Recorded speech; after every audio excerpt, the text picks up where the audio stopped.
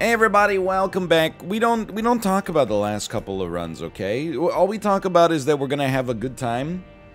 I have, is everything okay? I closed a tab, and then both of my monitors went dark. The tab was exclusively powering my PC, apparently. Okay, I think we're fine. I hope we're fine. Either way. I mean, we're fine, It's whether the video's fine. There's a distinction. Okay, you know what? There's no better way to get back on the horse. That's a regular lost, mercifully, to the lamb. That's okay. I'm feeling rejuvenated. It is actually, by recording standards, it's slightly later. Look at that, a library right off the bat. Oh, baby. Yeah, look, okay? I know that this is like the ultimate excuse, but if we're being honest, do you not agree with me on this one? Sometimes your phone alarm doesn't go off when you told it to go off, and then it lies to you and tells you that you turned it off when it went off. I don't believe this. Are you calling me a liar, Android system functions? This is a reroll and a half. I guess we might as well use this, and look at that, a little attack fly. I'm not sweating it. Hey, look at this. The Eternal D6 is really good, and I'm tired of pretending it's not.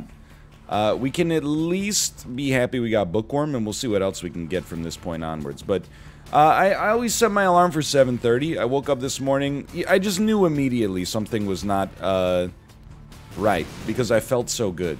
It just, the chill went up my spine, and I said, this is not 7:30. I looked at my phone, it said 8:30.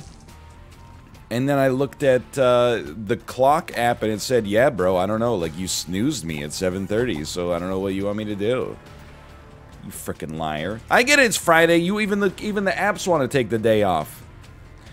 Hey, that's, you know, my phone's so old. How old is it? My phone is so lazy. Okay, hold on. Book of Shadows actually is the way you win this run.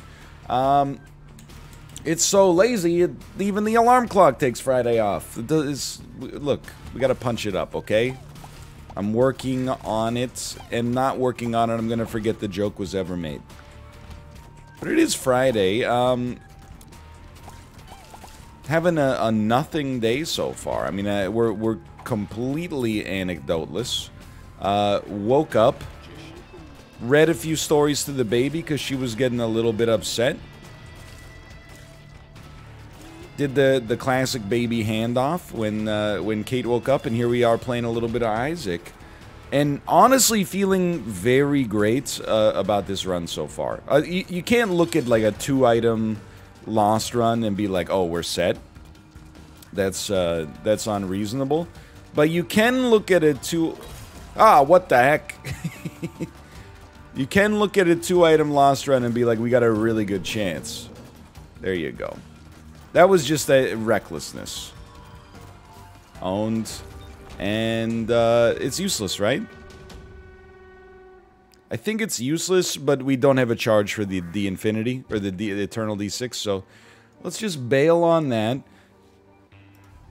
Looking forward to this weekend. You know, last week I tweeted, it's over for you when I get my new glasses prescription. New glasses prescription incoming.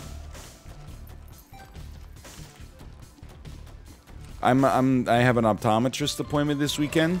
I'm a little, look, concerned is not the right word. But I'm really, and I think that a lot of people do this, and a lot of people do this with different things. Like, some people are like, you know, yeah, right now I'm not at my best, but when I start eating salads for lunch every day, oh my god, you're gonna be sorry you ever, like, you know, position yourself to be perceived as an enemy of me, because, why am I getting so close to the enemies? Because when I start eating garden salads for lunch, when I replace the 4 Diet Cokes a day I drink with sparkling water, because I got a soda stream, when I start eating whole wheat bread instead of white bread, it's over for you. And then, you know, I have been through a few phases like this myself. The thing is, in my estimation, First couple of months you make a change like that, maybe no big deal, but hey, after like, 30 years of doing it, all of a sudden you're running, triathlons. Provided that you trained to run triathlons. Blood Oath. I'm going to assume that this does nothing at all. But I'm going to pick it up nonetheless. Why? Because I want the deal with the devil precedent, believe it or not. I think we got a double Joker card as well. Wafer, useless. Look, this is... We've constructed quite an interesting run if we weren't the Lost. I'm not mad at all. Like, this is actually... we got 8-inch nails, we got Book of Shadows. Just those 2 items on their own are incredible for the Lost. And, you're really playing a character that's quite feast or famine. So I'm not trying to be negative about it. It's just sort of humorous, wouldn't you say? But I'm a little worried I'm going to go to my glasses appointment and they're going to be like, look, I don't know if anybody else has gotten to this age yet. It's kind of... Your eyes get worse for a while. Like when I was a kid, I barely needed glasses. Well, that's not technically true. I think I've told my eyeglass story before, but as a child, I would complain to my mom, like when I was 6 or 7 years old, I would complain to my mom like I couldn't see the board very well in school, and I'd get headaches if I had to focus on stuff that was far away. She's like, okay, let's take you to the doctor. I'm not going to say my old family doctor's name, but he was probably 70 when I was born, which would mean that he would be like 117 years old right now, just to give you an idea, like contemporaneously, okay? So we've got double Joker, we got the sun. I guess we just take Joker with us. Oh my god! Joker. Been a while, right? Let's pop this right away. I'm not afraid. Vengeful Spirit. Nope. Hungry Soul. Same difference. I'm telling you, the good items are coming.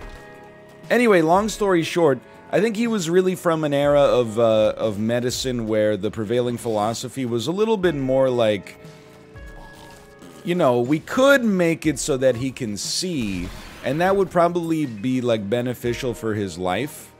I just want you to explode on, like, this over here. See if that was a secret room. Don't get me wrong, we could bend light via a series of refractive lenses so that he could see clearly. But on the other hand, there's a chance that if we did that, he might be called like a nerd by a bunch of kids on the playground with cigarettes behind their ears. Do you really want to do that? I believe his exact words were, yeah, his eyes aren't great, but unless he wants to be a fighter pilot, there's nothing to worry about. So that was the prevailing wisdom. You trust the doctor. Unfortunately, in this situation, I definitely want that. And, you go, oh, well, like the empirical test says my eyes aren't actually that bad. I guess everybody on Earth struggles to, see the blackboard from so far away. Nice try. You almost got me. They should really stop making the classroom so freaking huge if people can't see the blackboard from this far away, but I guess that's why you just gotta show up early, otherwise you're doomed to a career of scholastic mediocrity as a result of not being able to see anything. Nah, we're gonna get it on this one, I can tell. I could just tell from the pixels. Anyway, years later, I was watching the Super Bowl.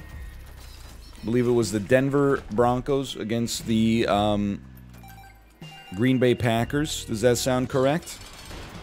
And I said, hey, Mom, what's the score? And she said, you can't read the score? And I said, well, like, I had come up with heuristics to kind of... Why would I pop this so soon, man?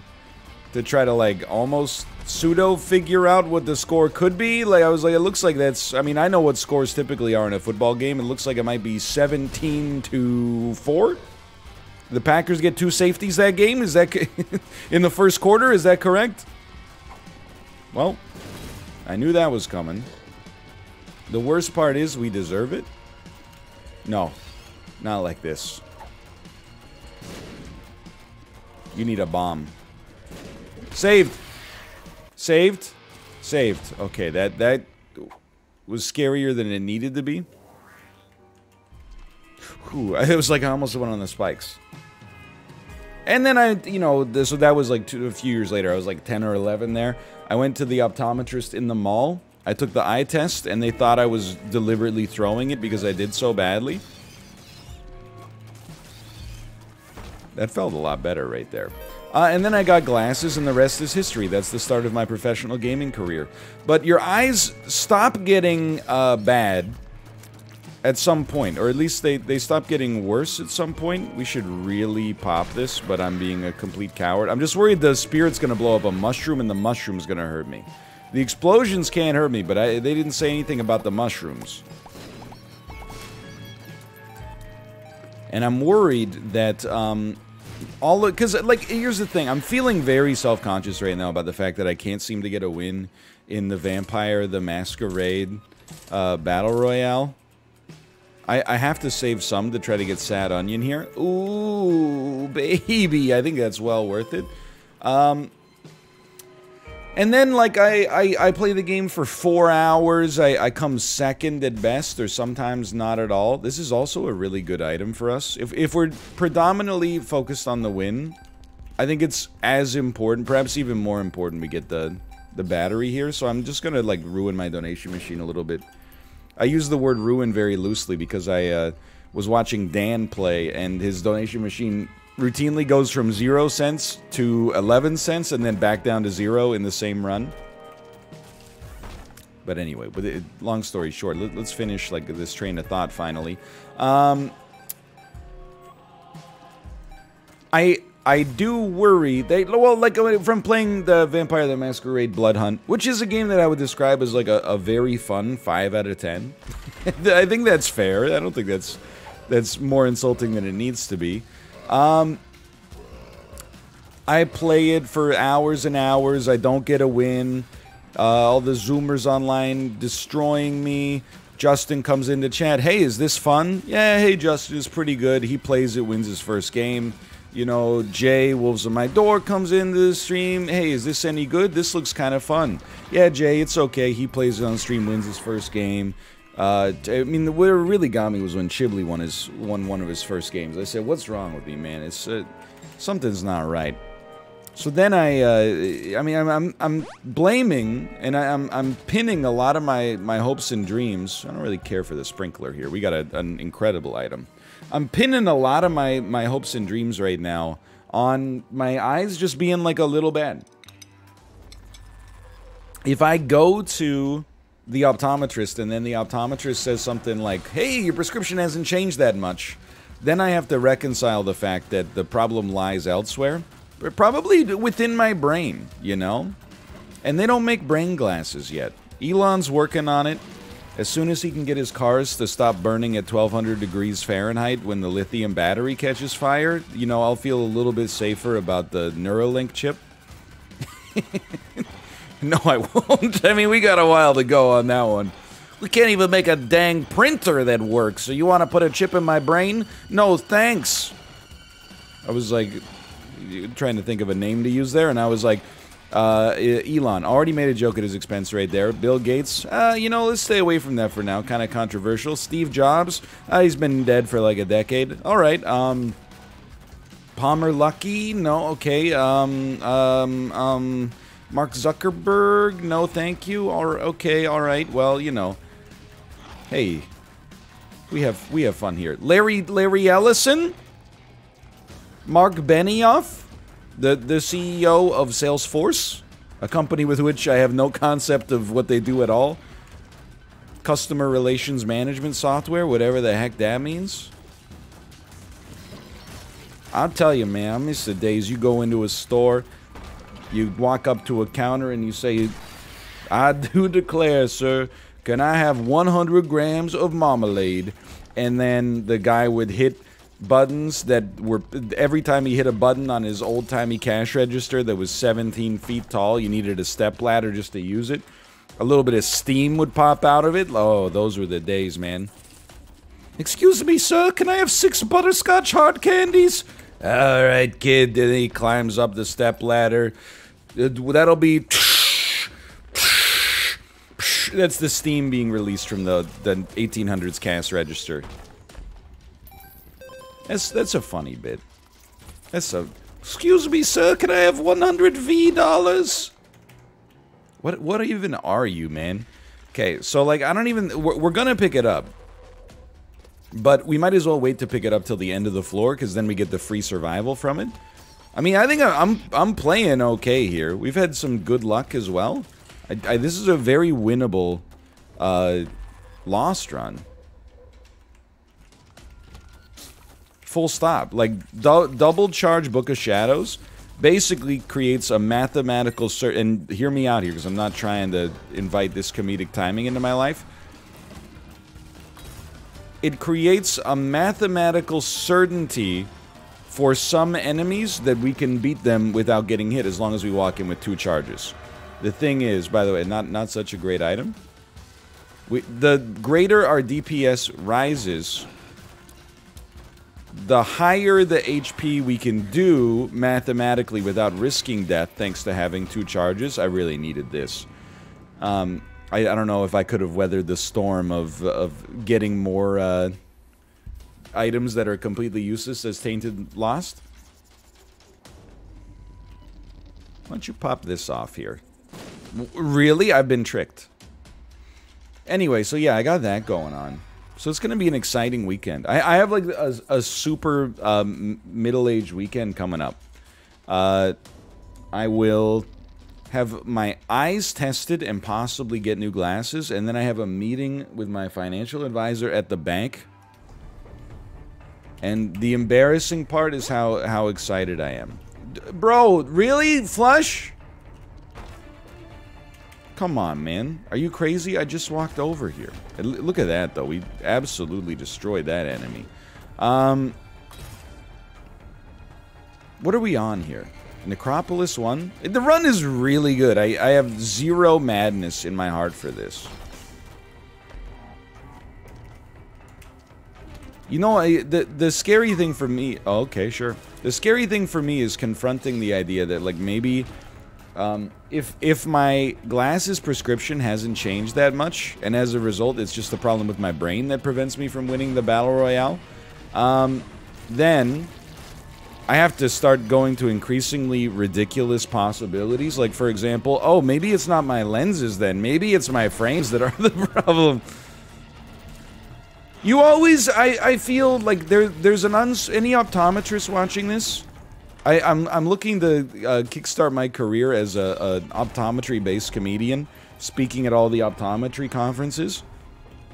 Hey, you'd laugh, but I bet if you play Opticon 2023, you get paid a lot more than if you're, you know, at a comedy club in you know how it is, only in New York. A comedy club on the Lower East Side, 2-drink minimum, and Sal's saying, hey, you didn't bring enough people in, you don't get your cut tonight, hey, it's a living. Chaos card. Okay, I mean, this is very nice, don't get me wrong. It's something worth saving. But I feel like, don't you feel compelled? Anybody else ever been in a subscription where they say your glasses haven't changed that much? And then you still feel compelled to, like, buy new frames just because you're like, well, I'm halfway through the process now. That's like the next revolutionary app, man. Well, like, 2 things. One is, how can you trust an optometrist, man? Don't they have a financial... And I'm not saying I don't trust them, but... Don't they have a financial incentive to suggest that your prescription has changed even a little bit in order to sell you new frames and lenses? Like, where's the optometry ombudsman that reviews optometrists to make sure that, like, they're handling... I didn't want to do that, but I felt it was necessary. They're handling their duty of care appropriately. That, you know, it just dawned on me. And I think, like most conspiracy theories, now that it's dawned on me, it absolutely must be true. And because I feel like I independently came to the realization, I will now cling to the belief because my entire self-worth and self-esteem is wrapped up in it. So, you know what? We're going off on the optometrist today. The other thing that I was going to say... Wait, I forgot. Yeah, anyway. Well, whatever. Oh, no, now I remember. We're just a font of good ideas today. Anybody else ever bought glasses for yourself? Glasses shopping for yourself is like the hardest task in the apparel business. I thought about just going off, man. Just using a chaos card here. Like, literally, in order to try on new glasses, you have to take off the things you use to see whether they look... I mean, there's that... Obviously, we're going to check. It's pretty good. There's that Seinfeld episode where, you know, George is trying on new glasses. Jerry and Elaine get sick of him because he's very peculiar. I gotta say, as a glasses wearer, I relate to George very strongly. You know, he's trying to find the perfect pair of glasses. All the normies, you know, they're born with 20/20 vision, don't understand the world was made for them. Hey, what the heck? They're like, come on, just pick a pair. Then they leave. I can't remember really what happened. I think at some point, Kramer sees, or George steps outside to, like, look at how things look with the glasses. He thinks he sees Jerry's girlfriend kissing his own cousin. Elaine falls down and scrapes her leg or something like that. This all computes for me right here. Necropolis 2, let's do some donations. But then, you know, Jerry leaves to take Elaine to the hospital, and now George is trying on glasses for himself. He doesn't know, man. He can't see himself. He goes, how are these? The person running the store says, oh, those are a very bold style, and it turns out he accidentally buys ladies' frames. It's the kind of thing that can absolutely happen. Like, when you're buying glasses, if you're doing it solo... It's tough to begin with, but if you're not doing it solo, you better make sure you invited someone with whom you have no outstanding grudges that you may or may not be aware of. Because they could really get back at you by, you know, making you look like Donatella Versace for the next, you know, 3 years until you get your next glasses, or maybe 5 years if a global pandemic breaks out in the middle, speaking from experience.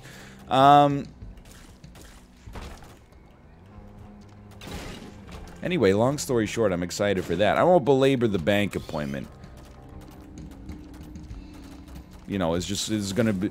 A lot of the bank appointment is just like, you know, hello, how are you? Please sign this piece of paper. Oh, we're gonna close a $500 billion merger lately. We wanted your advice, and I'm like, hey, I told you. Don't bother me with anything less than $10 billion. Just pass that on to my assistant, Mark Benioff. We brought it back. There's a little +2 in there. Hold on. that would have been a nasty way to go. Whoa. Hey now, Hank Kingsley. Don't even... I was ready on the space bar. I was like, you had nothing to concern yourself with there. My reaction time is frickin' cracked lately. Cracked, you know, like your phone screen. Man, I don't know how to feel about this run. We got like a couple of items that are insanely good value and high yield, and then we have like a lot of items that don't do very much for us. I guess that's why they call it the Binding of Isaac. Question marks abound in the comment section. Dude, I gotta start like getting more sleep. I feel I'm energized today. What up with that? What up with that is as I've always said. One of my favorite quotes. What up with that? Very nice. Okay, we need to take the negative. I just had to focus for a moment there. I mean, you're taking Brim. That's like the gimme. Our fire rate is going to be abysmal. But it's also going to wipe pretty much everything else off the map. I know you're eagerly awaiting. NL, stop holding out on us. Stop holding out on us. When are you going to tell us what you've been watching on Netflix lately? Okay, well, that time is now because I've run out of other things to say. I started watching the Chicago Bulls documentary, The Last Dance, that came highly acclaimed last year. Why hadn't I watched it to this point? I don't know. Sometimes you just, like, don't watch things. You know what I mean? You're independently uninterested despite hearing that something is really good. So that's kind of... I was like, oh, I'm not really that big of a basketball fan. Despite, you know, being at a very impressionable age when the Bulls dynasty was ongoing. But then after watching all these, like, Netflix Untold sports documentaries, I was like, you know, it turns out there's something very compelling about a sports documentary. I know it sounds... I mean, I watch all sorts of documentaries. I don't want to be... Because, you know, if you ever talk about any kind of sports, there is the contingent of, you know, the video game viewing community online who's like, yay, sports ball. Oh, like all my...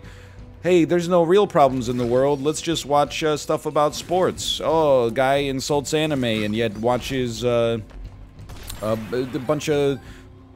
What does Bobby Boucher's mom say? Bunch of overgrown men throwing an orange ball in a hoop. Foosball. Anyway, I'll have you know, I've watched some sobering documentaries lately.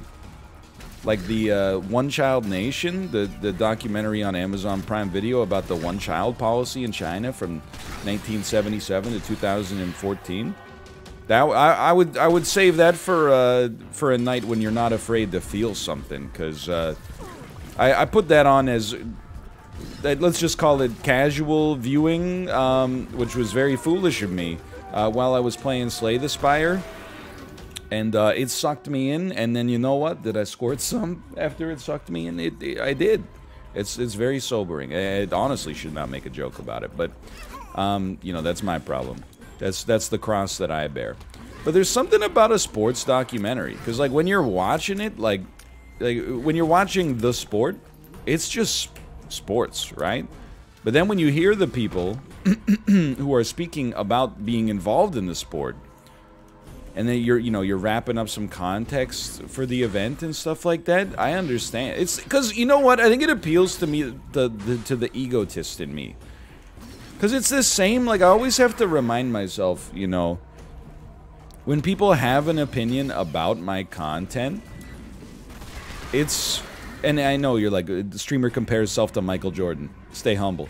But like, for them, they're just like, you know, the stream was okay today. Could have been better. For me, I'm like, I took that personally, right? So I think I relate to when the athletes talk about, like, behind the scenes. Obviously, as a streamer, is not even close to the same level as, like, you know, Dennis Rodman getting sliced up by the media, but I guess it just goes to, and the thing is, I don't think this is like a streamer-athlete thing, that it only applies to those two things.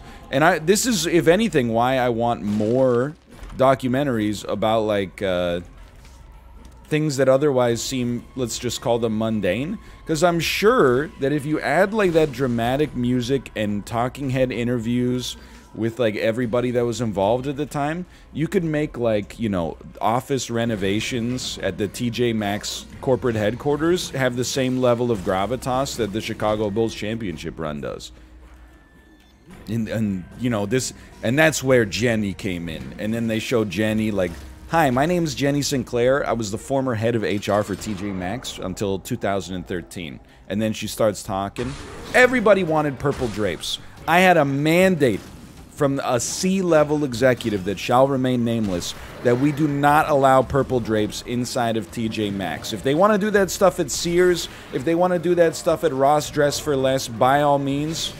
At TJ Maxx, we do not have purple drapes. But how am I supposed to tell people? You know, that would be episode 7, the purple drapes. I think you could totally do it. I don't think it's as much about the event as, although sports have an advantage in the sense that, you know, we can do it one at a time and then pick up all the items. We don't care about losing multidimensional baby too much, but you know, lesson learned. I knew we were gonna get tagged there. We shouldn't have popped it, to be honest, but whatever. Book of the Dead. We don't really care for Book of the Dead either. Raiden. I mean, it's a great item. Don't get me wrong, but for this character, we already got the dream set up. What the heck? You're dead. I would have flipped my freaking lid, man. I would have destroyed you. Your ashes would have scattered to the earth on that one. If you had killed me after you died, I would have destroyed you. I don't know what that entails. I'm happy I don't have to figure that out. but I would have been very mad. Let's put it that way. I want to see that TJ Maxx documentary now. I mean, like, I think the perfect example is, like, the Fyre Festival documentary, right? Like, at the end of the day, the Fyre Festival is not that, What a great run, by the way, and a super fast one here. 30 minutes lost to Lamb. At the end of the day, it's just a festival that was mismanaged really badly in a humorous way, but it made for a funny documentary either way. Anyway, for now, thanks for watching. I hope you guys have enjoyed the episode. If you did, click the like button. Helps out a great deal. Of course, subscribe if you want to see more in the future. We're back, baby. That was a good one, and I'll see you next time. See ya!